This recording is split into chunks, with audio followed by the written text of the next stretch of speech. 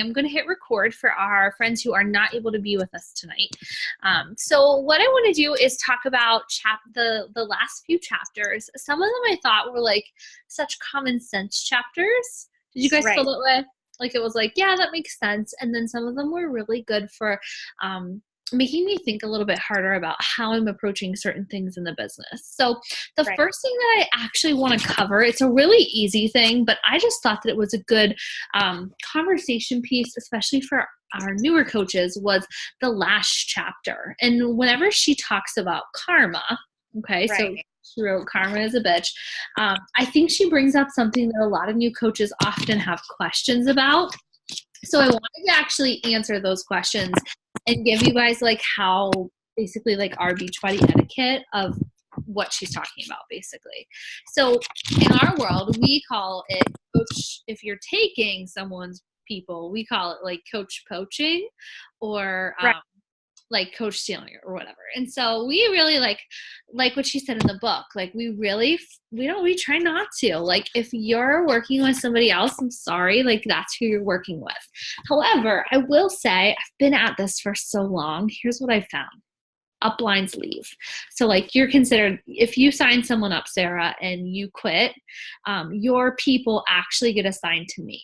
So like anyone who you sign up and then you quit, your customers become my customers. And if I quit, all my customers become Deidre's. So that's how this works. And so sometimes what you're going to find is you'll come across this path where they're like, yeah, I had a coach, but she's not my coach anymore. Okay, she quit the business or she's not doing the business. They still have a coach. It's the upline then. So that's what happens. So they do have one. Now, here's the thing. Most people don't know who that person is, right? They're like, I don't know who that upline coach is. I don't have a relationship with them. And that's when I say to them, okay, were you wanting to go ahead and do a coach switch? And that's when they say yes. And I tell them, because here's what you have to do. There's a form that they fill out. It's like literally like it asks for their email, your coach ID number, and it asks if they want to transfer any commission or volume for their orders in the last like 2 weeks. If they just ordered something, I say, yeah, please, ask to do that. But that's what they would do. And I tell them, I say, you have to fill out this form. And I do let them know, like the coach doesn't get, like if somebody leaves me, I don't get an email that says Sarah Black switched coaches. Okay. Now, here's something that's probably not clear. So for you guys, like when you sign up a coach, so say somebody becomes a coach, and even if they're just a discount coach, they can't leave you. And so they're with you, and the only way they can leave you is if they quit coaching for 6 months, like they cancel their coach account. And they not work the business for 6 months. And so the reason why, and I know like some people get really upset about that, but the reason why Beachbody does that is because it'd be easy to try to like just jump to different uplines or to just like sleep around with other coaches, thinking that they'll get a better training or they'll get a better, so-and-so takes better pictures. I want to go with them now. Because what happens typically is when people sign up for the business, you don't really realize what you're getting into, and you don't realize sometimes the upline that you're signing up with. And that's kind of a bummer because there are some uplines who aren't present, they don't do team trainings or team calls, and it sucks, but that's kind of it. Michelle, what do you have? Or they cancel the coach account. Hold on, let's see what she wrote. But can't register. Yeah, so that's a good point. So what she just wrote right there. So like say you were signed up under me as a discount coach and you're like, I don't want to work with Sarah anymore. My best friend's a coach. I want to work with her now. What you can do is you can cancel your coach account and you can just be a customer. Okay. Does that make sense? Yeah, it does.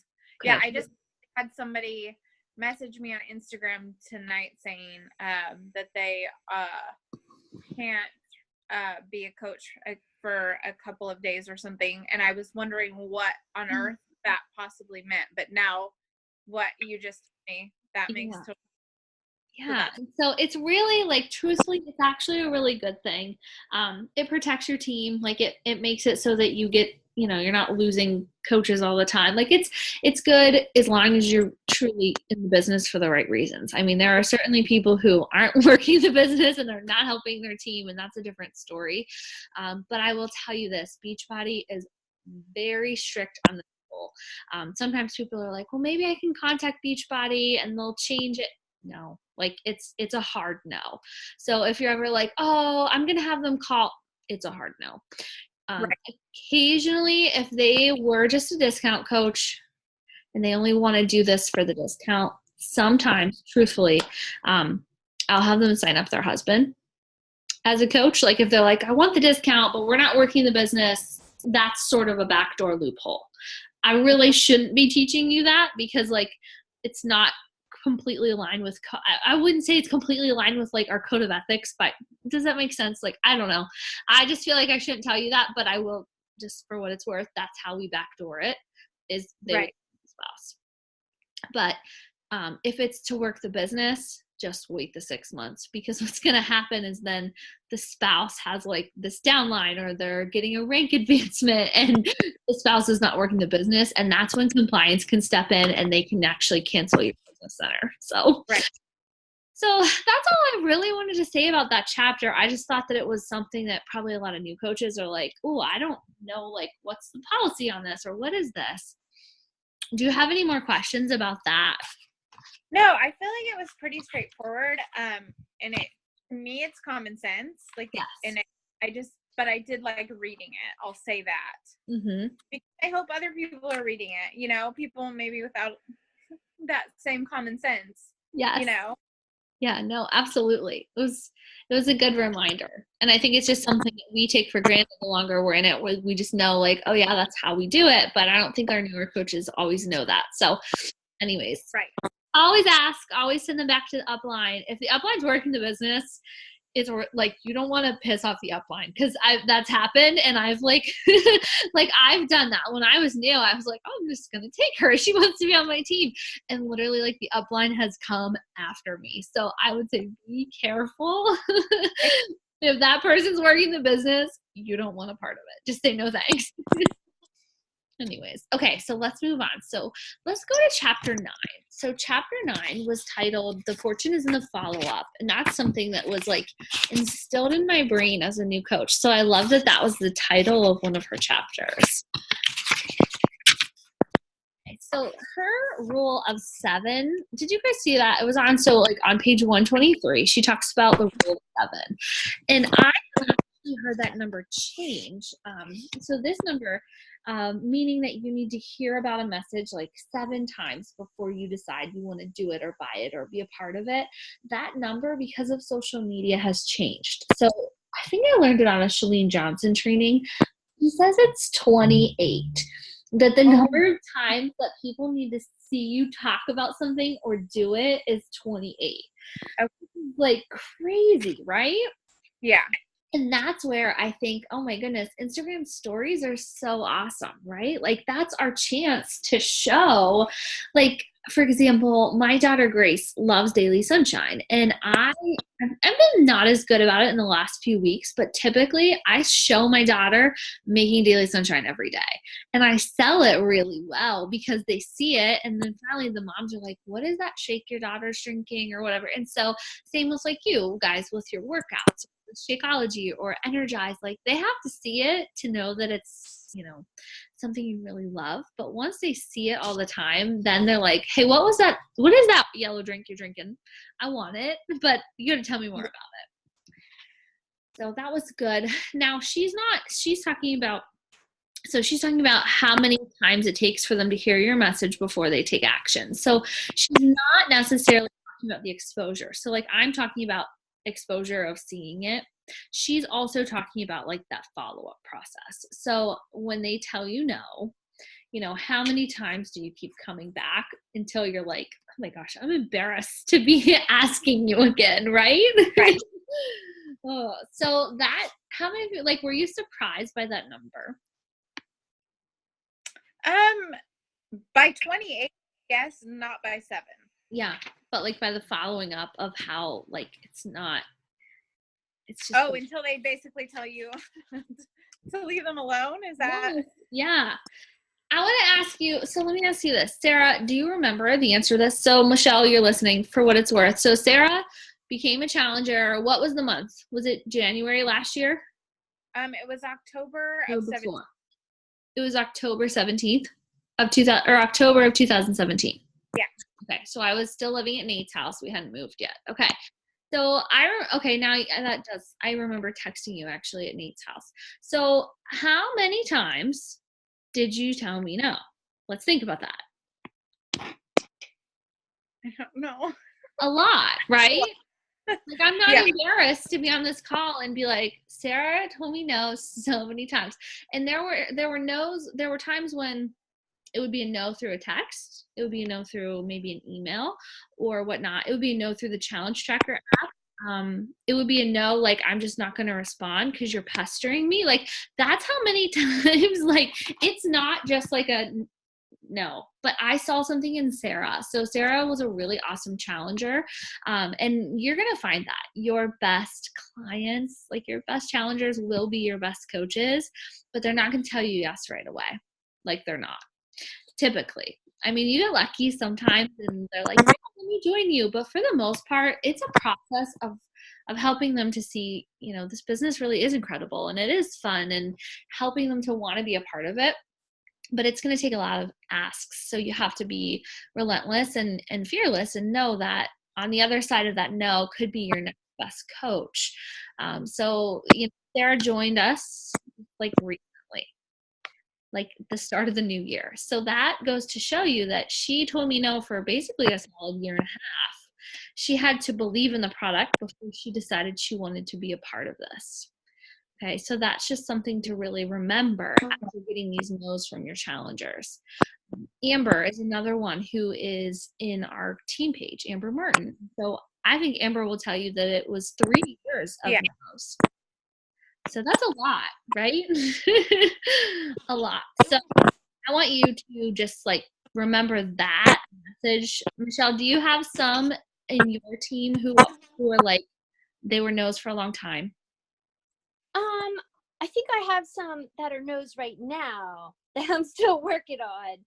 So I think that's how it goes for me. Yeah.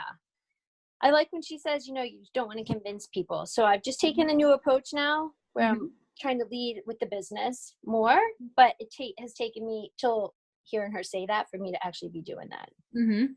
No, that's a good point. Michelle, on average, how many follow-ups do you find for yourself until you close? Even just for challenge groups, you mean? Yeah, just like so from the time you start talking to the time you make a sale, what are you seeing for your number? It's probably at least 5.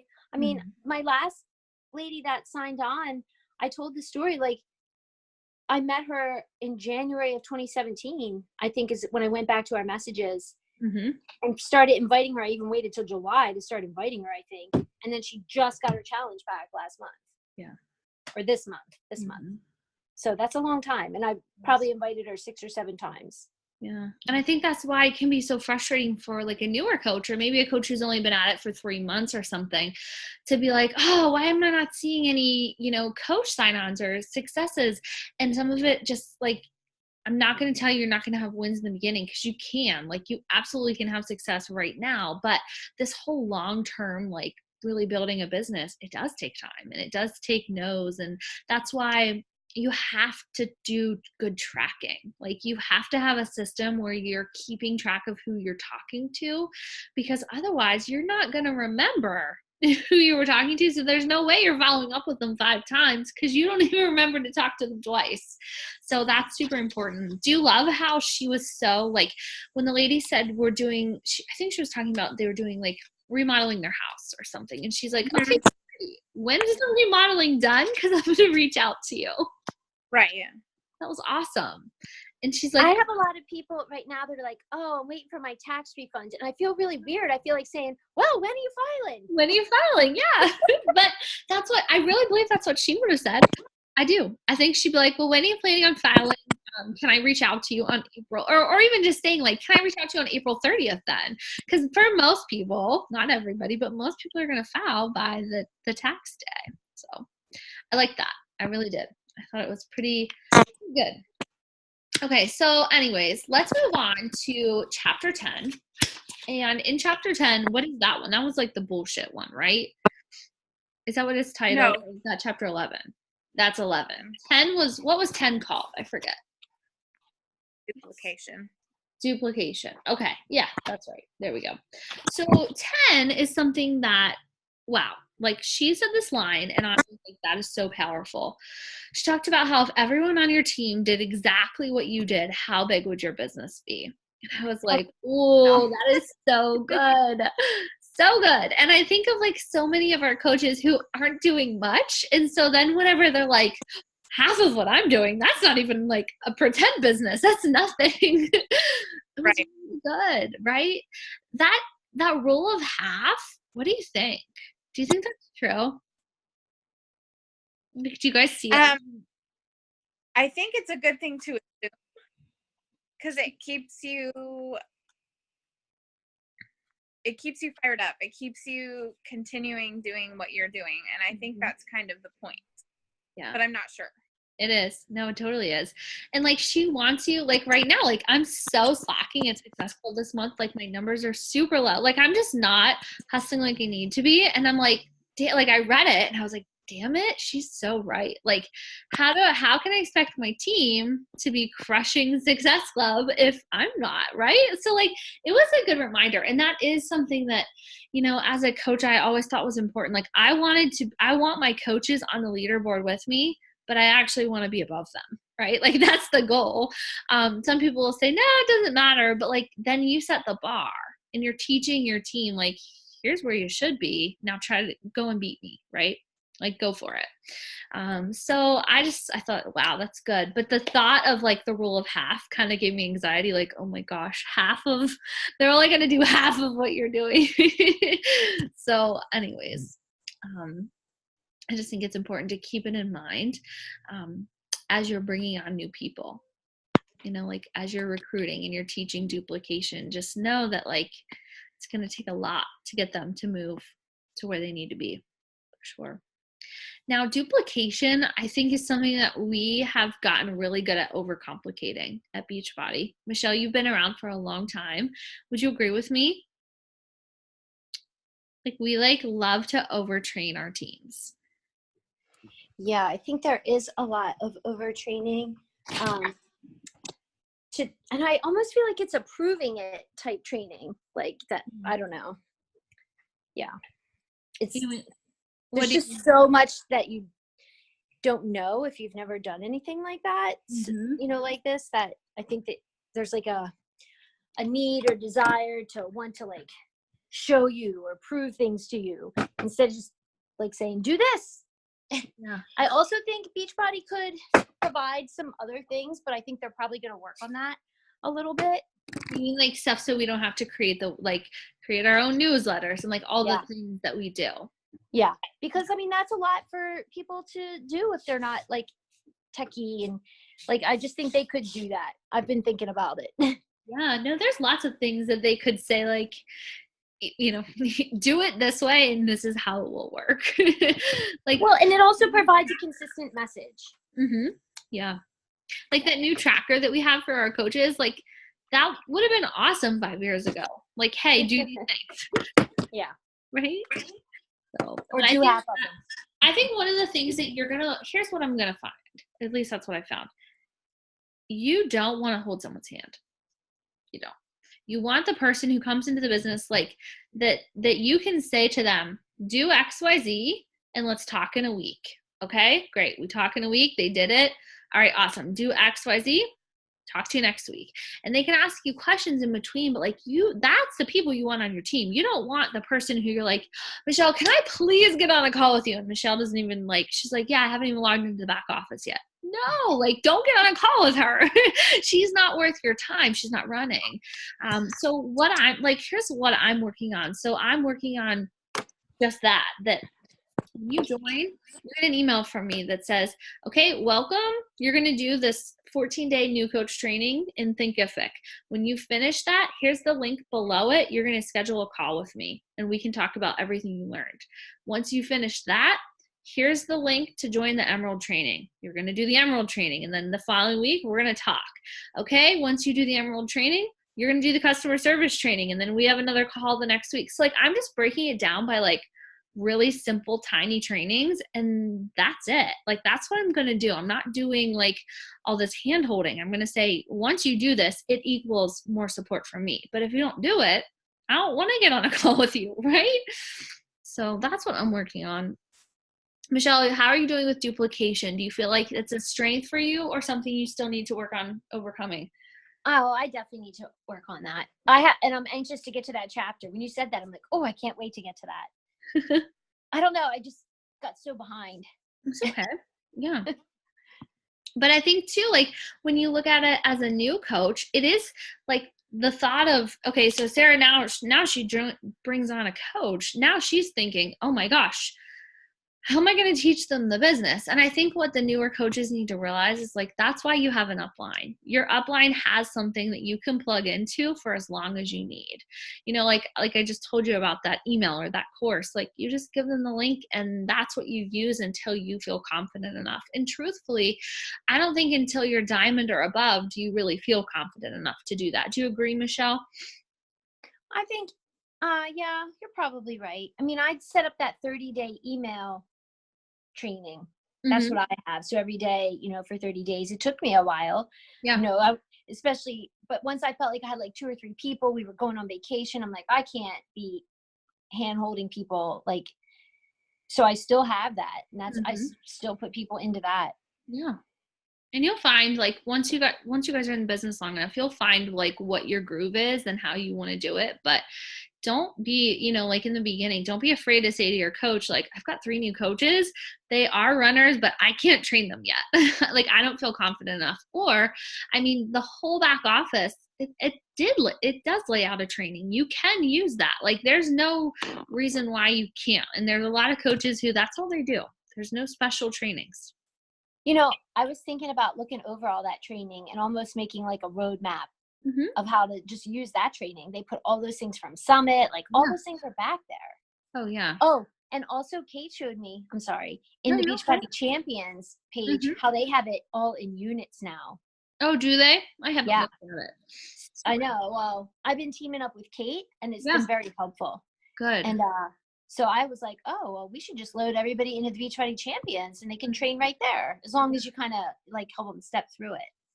And that's where I think we do have to be careful because there's so much, right? And like Sarah and I had a conversation this week and she was like, I'm almost overwhelmed by how many trainings there are. And I was like, yeah, you have to be careful that you don't go into consumption mode versus action mode. So I think with the new coaches, like making sure you can watch that training video, but did you send invites today? Right? Like, or did you do a follow-up? So just keeping them with that, she calls it the IPAs, right? The income producing activities. So just making sure that you teach that from the start. That's really important. Okay. So the last thing that I want to kind of ask you guys was, so chapter 11, and Michelle, I guess you really haven't been there yet, but chapter 11 it was all about like the bullshit that you tell yourself basically. And the reason why you're not having success in this business or the reason why you can't make it work. And I just would kind of like love to hear from you guys. Like, what is the bullshit that you have told yourself about your success in this business? Or maybe like, what was the bullshit you were telling yourself before you started? Like, oh, it won't work because X, Y, Z. What are some of your BS excuses? What you got? Because I know we got them. I don't know enough people. I'm not connected with people. Was that a big fear for you of like not having a network? And then, it kind of still is there. And so now the newest thing is like, I'll reach out to 10 people tomorrow. No. It's true. You know? You got to do it today, tonight, and then tomorrow you got to find 10 more people. Right. Instagram makes it like the honeypot of finding people. Facebook makes it hard. Instagram, it's like it's a breeze. So that was your big fear, was really your network. Yeah. Anything else that really kind of made you like, oh, I don't know? Just deep down, it was like the belief in myself that that I could actually do this. Mm-hmm. Like So a now like commit and then fail. Right. Yeah. And I have a note right now on my nightstand. So when I wake up in the morning, it says you can do this. So it's like, it'll take time, but I'll get there. That's awesome. That's so good. And you can do it. Yeah. Thanks for sharing that. I love hearing from someone who told me no for a year. I love to know why you told me no for a year. Like, that is powerful information. So like, as you guys are building your teams and coaches are coming on and they're like, they were your client for ages, you need to pick their brain. Like, you need to know, like, what was it? Like, why were you afraid? How can I help overcome that with my, my current challengers or my current potentials? So use those people and really like leverage their information, because that's like good stuff right there. Like, I need to know that, So thank you for sharing, Sarah. That's good. Michelle, what's your BS? Like, what do you feel like has gotten in your way? Probably more than anything for me, it was just like worrying about what other people would think, that sort of thing, or feeling like it wasn't a real thing. Because I think a lot, people don't understand, or that you're just posting your selfies. Yeah. So like that sort of stuff. So Michelle, do you find whenever you're able to share, so like Michelle does rank advanced to 1 star. She's going to the new leader conference. Like, she's been to Summit. She's earned the Success Club trips. Like, she is successful in this business. And so do you feel like, Michelle, when you're able to share those things, do you feel like that gives you a boost of confidence? I think it does. Yeah, definitely. I feel like that. And because even if I don't feel it, it took me a day or two to feel it. It really did. Like, I messaged you, I'm like, I think I might have almost missed my opportunity to talk about it. Yeah. I think too, like, for the people around you, like, when you can celebrate your own success, the people who are watching you from the sidelines, like, oh, she's going to Punta Cana and it's all free and she's taking her husband, like, she's doing something right. She might be posting a lot of workout pictures, but she's going on vacation and I'm not. And so I think learning how to celebrate your own your own wins, whether they're big or small, they really matter. Like, whenever you make your first Emerald rank advancement, I remember that being super important to me, because it was my first time to say to like my mom or dad, who were like, not that I really care that much, but I mean, they're my parents. And so I remember them being like, this is silly, but to be able to say like, oh, I rank advanced in the business, they had no clue what it meant and they didn't really care, but I was able to be like, oh yeah, I'm having success, right? Like, even if that's just something small. So a sign of success that I took today is very small, is that some random person filled out my Transform 20 form. Yeah. Like, I set up my Woofu form right away, and I was like, nobody's filling out my form. So even now, all this time later, I'm like, oh my gosh, somebody just randomly filled out my form. I can't even remember the last time I linked that. So awesome. I know. Like, I'm like, who is this person? Let me look her up on Facebook. Yeah. Every little win, like, you have to step back and be like, oh, like, this is working, or, oh, my movement matters. Like, this is really silly, but I got a message on Instagram this morning from this lady, and she's told me no like 6 times, and she's a little bit out there, like, truthfully, but she messaged me this morning and she's like, I have this shop on Etsy, and we hand make wooden signs, and she was like, I really want to make a wooden sign with your baby's name on it for the nursery. Could I do that for you? She's like, you have given me so much hope and inspiration. She's like, I know I'm not a customer or a client, but can I do this for you? It's my way of saying thanks for the inspiration you give me. I'm like, oh my gosh, like, just little stuff like that. Like, it's just, you don't realize that you're making a difference, and maybe you won't see it in a Success Club point, but somebody's like thriving off your light. So don't be afraid to share it and celebrate it. It's sweet. I might turn that into a quote tomorrow. Somebody's thriving off your light. That's they are. It's crazy. Like, how many, so it's easy to be defeated and be like, oh, my inbox doesn't have anything in it, or no one's messaging me on Instagram. But for what it's worth, maybe 75 or 100 people just saw your message today and you made their day a little bit better. So anyways, I just wanted to remind you guys of that. Okay. So we are out of time now. It's 8:31. We're going to wrap up. So we will do I think next week is our last Thursday, right? For the book. I want to say that'll finish it up. Yeah. So next Thursday will be our last one, and then we'll kind of go from there if we want to do another one for March or what book we want to do, and we'll just see where it takes us. But it's been fun to get to spend time with you guys and talk about these books. I liked it also, and I'm going to finish the book. Don't worry. You better. I'm going You've to. gotten farther than you ever have, so we can celebrate that, right? I'm going to finish this, and I'm going to finish Present Over Perfect. Those are the 2 books that are on my list to finish. Good. That sounds like a plan. Let me take a quick picture of us, and I will pop it in the book club page. Are you ready? 1, 2, 3. All right. See you soon. Bye, ladies. Good night. Yeah.